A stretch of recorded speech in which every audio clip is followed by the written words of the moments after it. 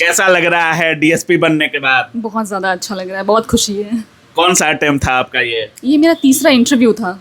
तीसरा इंटरव्यू था जी। 2 बार कैसे फेल हो गई आप? जी, वो कुछ मार्क्स से नहीं हो पाया था। एक हाँ। बार तो सिर्फ 1 मार्क्स की वजह से मेरिट लिस्ट नहीं बन पाया था मेरा। मात्र 1 मार्क्स से मेरिट से आउट हो गई आप? जी। क्या कुछ बोलते थे लोग उस समय? हाँ, वही कि बोलते थे बहुत, मतलब सह पाना मुश्किल था। काम एकदम निष्पक्षता के साथ करना है या थोड़ा बहुत घूस चलेगा? नहीं, बिल्कुल नहीं। नहीं चलेगा एकदम? एकदम नहीं, निष्पक्षता के साथ घूसखोरी करना नहीं। है। क्योंकि मैं खुद एक गरीब फैमिली से हूँ, तो मुझे पता चलता है कि किस तरह से लाइफ स्पेंड किया जाता है या किस तरह की कठिनाइयों का सामना करना पड़ता है। तो मैं कोशिश करूँगी कि मैं सबका सपोर्ट करूँ और एकदम कम्प्लीटली निष्पक्ष रहूँ। दोस्तों, एक समय था जब लड़कियों को बोझ समझा जाता था, लेकिन आज लड़कियां वो कर रही हैं जो लड़के भी नहीं कर पा रहे हैं। जी हाँ, अभी हमारे कैमरा के फ्रेम में पायल हैं और 70वीं बीपीएससी से पायल डीएसपी बन चुकी हैं। 3 बहन हैं और तीनों बहन अच्छी खासी पढ़ी लिखी हैं। ये भी बीपीएससी टीचर हैं, ये भी नेट द्वारा क्वालिफाइड कर चुकी हैं और भाई साहब हैं, ये भी बिजली विभाग में जॉब कर रहे हैं। सारी चीज़ों पर बात करेंगे। उस माता पिता के लिए कितना गर्व का बात होगा, आप सोच सकते हैं। सबसे पहले पायल, बहुत बहुत कॉन्ग्रेचुलेशन आपको। Thank you so much. कैसा लग रहा है डीएसपी बनने के बाद? बहुत ज़्यादा अच्छा लग रहा है, बहुत खुशी है। कौन सा अटेम्प्ट था आपका ये? मेरा तीसरा इंटरव्यू था। तीसरा इंटरव्यू था। जी। 2 बार कैसे फेल हो गई आप? जी, वो कुछ मार्क्स से नहीं हो पाया था। एक हाँ। बार तो सिर्फ 1 मार्क्स की वजह से मेरिट लिस्ट नहीं बन पाया था मेरा। मात्र 1 मार्क्स से मेरिट से आउट हो गई आप? जी। किस बीपीएससी में? 64 में। 64 में। और ये फाइनली डीएसपी मिला है आपको? हाँ जी। अच्छा, जैसे अभी मीडियम को लेकर भी बहुत लोग सवाल उठा रहे हैं। मीडियम कौन सा था आपका? इंग्लिश। इंग्लिश मीडियम था। आसान हो जाता है क्या इंग्लिश मीडियम से? जी, ऐसा नहीं है कि आसान हो जाता है, लेकिन क्योंकि मैंने ग्रेजुएशन के बाद अपनी पढ़ाई इंग्लिश में की थी, तो मुझे लगा कि ये माध्यम मेरे लिए इजी होगा।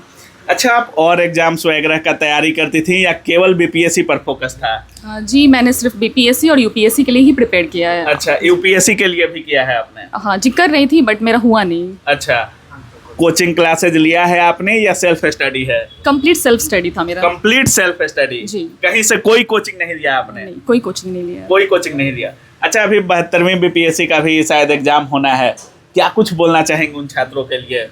जी, सेल्फ स्टडी से भी हम लोग अगर अच्छे से प्रिपेयर करें तो कर सकते हैं।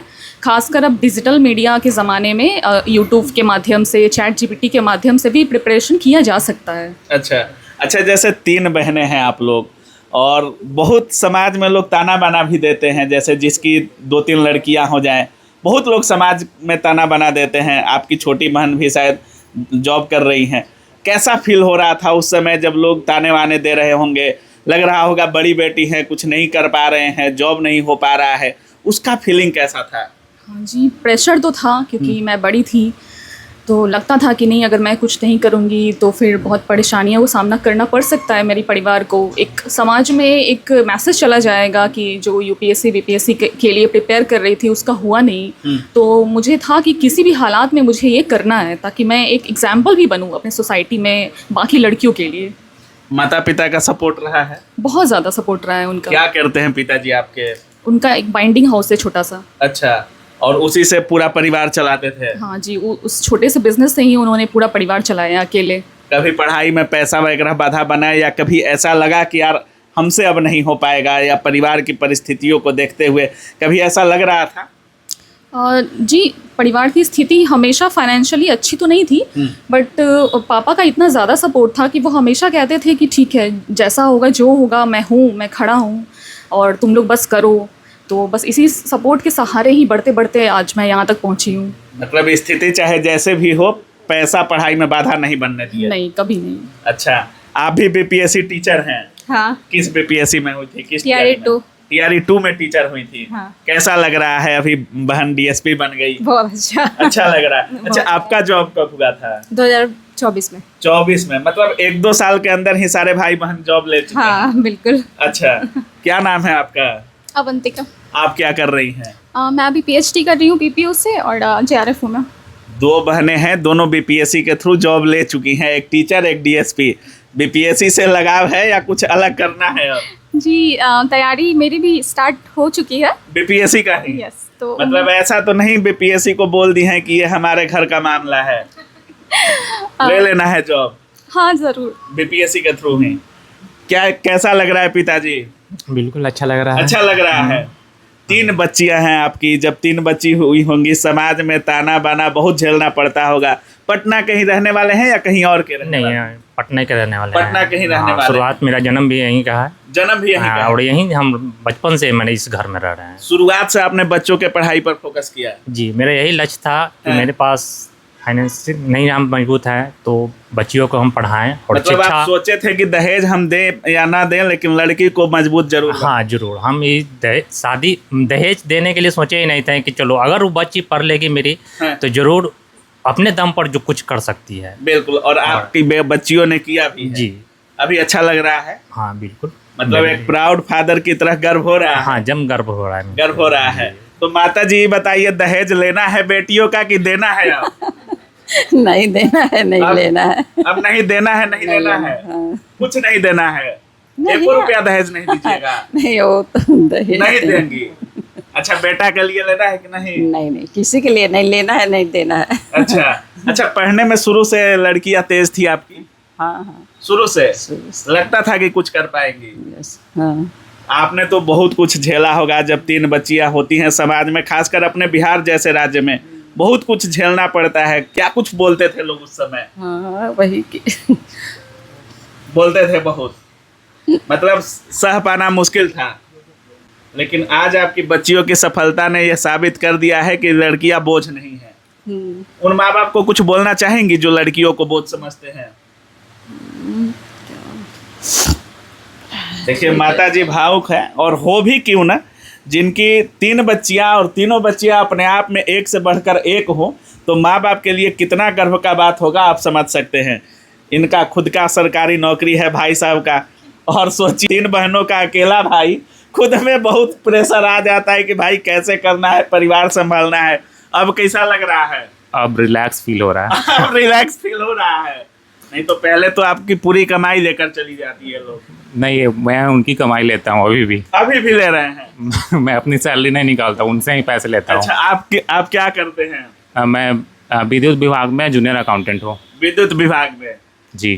तो जैसे अभी आपकी बहनों का जॉब हो गया, आप कह रहे हैं उनका ही पैसा लेते हैं, आप कभी देते हैं बहनों को कुछ? अभी तक तो नहीं दिया है, लेकिन फ्यूचर में दूंगा। उनकी शादियाँ होंगी तो। शादी होगा तब दीजिएगा? हाँ, अभी नहीं दीजिएगा? उनके लिए इन्वेस्टमेंट करके रखूंगा, उनको एक बार में ही दूंगा। अच्छा, अभी कर रहे हैं इन्वेस्टमेंट? हाँ। अच्छा अच्छा। पायल से थोड़ा बातें करते हैं। जैसे पायल, बहुत सारे लड़कियां हों या लड़के हों, सोचते हैं बीपीएससी में जॉब पाना, डीएमएस और एसडीएम बात करें, डीएसपी बात करें, बहुत लोगों का सपना होता है। सीटें भी कम होती हैं लेकिन लोग कर नहीं पाते हैं। अगर शुरुआती तैयारी किसी को करना है, जैसे आप भी कह रही हैं कि ये मेरा 3रा इंटरव्यू है, क्या सुधार करना चाहिए? जैसे कोई 1 बार छट गया, 2 बार छट गया, क्या सुधार करना चाहिए तैयारी में? मैं कहना चाहूँगी कि एक शॉर्ट नोट्स जो है वो अपना खुद का होना चाहिए। आपने बनाया था खुद का? जी, मैंने खुद का एक शॉर्ट नोट्स तैयार किया था और मैं हर साल उसमें अपडेट करती थी। जैसे ही मुझे लगता था कि मुझे अपडेट करने की ज़रूरत है या मैं कोई क्वेश्चन नहीं बना पा रही हूँ, तो मैं उसे कंटिन्यूसली अपग्रेड करती थी, करंट अफेयर के थ्रू या कोई PYQ के थ्रू या कोई टेस्ट सीरीज़ है उसके थ्रू। तो मुझे लगता है कि ये जो कंसिस्टेंसी थी मेरी, इसी की वजह से मुझे सफलता मिली है। टेस्ट सीरीज का कितना योगदान है अभी के पढ़ाई में? टेस्ट सीरीज बहुत लोग जिनका कोर्स कंप्लीट नहीं होता है वो भी अप्लाई करना चालू कर देते हैं। टेस्ट सीरीज के से क्या फ़ायदे हैं या नुकसान है तो क्या है? जी, फ़ायदे हैं टेस्ट सीरीज़ के, हाँ। बट मुझे लगता है कि पहले एक सिलेबस कंप्लीट कर लेना चाहिए और उसके बाद टेस्ट देना चाहिए, तो टेस्ट के फ़ायदे होते हैं। टेस्ट के फ़ायदे होते हैं। अच्छा, जैसे बहुत सारे लोग टेस्ट सीरीज लगाते हैं, स्कोर नहीं बढ़ पाता है, उसके लिए कुछ करना चाहिए? अगर स्कोर नहीं बढ़ पा रहा है तो मेरा पर्सनल ओपिनियन है कि पहले तो परेशान नहीं होना है, और अगर जो भी गलत हो गया है उसको आप याद करते चलिए, और तो नेक्स्ट टाइम अगर वो याद रहेगा तो वो गलतियाँ नहीं होगी। तो मुझे एक बार बुक लिस्ट के बारे में बताइएगा। हाँ जी जी बिल्कुल। बुक लिस्ट मेरा स्टैंडर्ड बुक्स ही रहा है, जैसे कि हिस्ट्री के लिए एक स्पेक्ट्रम रहा है, पॉलिटी के लिए M लक्ष्मीकांत रहा है, और माजिद हुसैन ज्योग्राफी के लिए पढ़ा है मैंने, इकोनॉमिक्स के लिए NCERT कवर किया है, और करंट अफेयर्स के लिए मैं यूट्यूब देखती थी। करंट अफेयर के लिए यूट्यूब देखिए? हाँ जी। मतलब फ्री में आपको जहाँ से लगा कि अच्छा चीज़ें मिल सकता है वहाँ से आपने ले लिया? जी जी जी, मुझे जहाँ जहाँ से अच्छा कंटेंट मिला है मैंने वहाँ से फ़ायदा लेने की कोशिश की है। अच्छा अच्छा। जैसे बहुत सारी लड़कियां होती हैं, जैसे पावर आता है, जैसे उनको आपको अब जो कुछ बोलेंगे लोग फॉलो भी करेंगे, इंस्पायर भी होंगे। पद आने के बाद, पावर आने के बाद कोई ऐसा सेक्टर है जिसमें आपको लगता है कि इसमें और इम्प्रूवमेंट की ज़रूरत है, इसमें काम करना ज़रूरी है? हाँ जी, महिलाओं का जो वर्क प्लेस होता है वो थोड़ा सा वीमेन फ्रेंडली बनाने की ज़रूरत है, मुझे ऐसा लगता है। ये मेरा पर्सनल एक्सपीरियंस रहा है कि जो भी वर्क प्लेस है वो महिलाओं के अकॉर्डिंगली डिज़ाइन नहीं किया गया होता है, जिस वजह से महिलाएं जो है अपनी दक्षता के अनुसार काम नहीं कर पाती है। तो अगर मैं जब जॉब में जाऊंगी और अगर मेरी अथॉरिटी रही इतनी, तो मैं कोशिश करूंगी कि अपने जगह को, अपने प्लेस को वीमेन फ्रेंडली बनाऊं। काम एकदम निष्पक्षता के साथ करना है या थोड़ा बहुत घूस चलेगा? नहीं, बिल्कुल नहीं। नहीं चलेगा एकदम नहीं, निष्पक्षता के साथ करना है। क्योंकि मैं खुद एक गरीब फैमिली से हूँ, तो मुझे पता चलता है कि किस तरह से लाइफ स्पेंड किया जाता है या किस तरह की कठिनाइयों का सामना करना पड़ता है। तो मैं कोशिश करूँगी कि मैं सबका सपोर्ट करूँ और एकदम कम्प्लीटली निष्पक्ष रहूँ। जितने भी लड़कियां तैयारी करने वाली होंगी या जितने लोग आपको देख रहे होंगे, लास्ट में उनको क्या कुछ बोलना चाहेंगे? ऑल द बेस्ट सबको। 72 जो एग्ज़ाम आने वाला है उन सब के लिए मैं कहूँगी कि ज़्यादा से ज़्यादा आप लोग रिवाइज़ कीजिए। आपने जो भी पढ़ा है नया अभी फ़िलहाल बिल्कुल मत पढ़िए और करेंट अफेयर पे ज़्यादा ध्यान दीजिए।